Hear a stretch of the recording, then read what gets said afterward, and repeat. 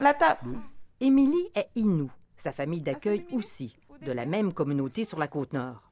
Une famille accréditée par le Centre de protection de la jeunesse. C'est suite à une annonce qui avait été faite à la radio, comme de quoi qui manquait des familles d'accueil à Pessamit. Il disait qu'il y avait comme une genre de crise qu'il fallait qu'ils placent des jeunes hors réserve. En sortant à l'extérieur, ben, ils perdaient leur langue, ils perdaient leur culture, veut pas, ils étaient déracinés. Puis, c'était une manière à nous autres de donner un coup de main. On a beaucoup d'amour à donner. On avait de la place dans notre maison. Mais il y a un hic. Pour s'occuper d'Émilie, ils reçoivent moins d'argent que les autres familles d'accueil québécoises. 2 fois moins. 20,36 plus 5 plus 6 par jour. Au total, 31,36 par jour. Une famille d'accueil québécoise reçoit plus du double.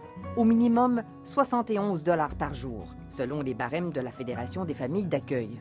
Et si la famille d'accueil, permettez-moi, blanche, la québécoise d'une ville, reçoit un enfant autochtone, disons de la Côte-Nord, d'une des réserves de la Côte-Nord, combien cette famille-là va recevoir? Un jeune qui est placé directement par le centre jeunesse ou encore que ce soit un jeune qui provient d'une réserve autochtone, ça ne changera pas son montant. Donc, c'est vraiment, elle va recevoir le même montant si c'est un jeune d'une communauté ou si c'est un jeune qui vient d'une ville voisine.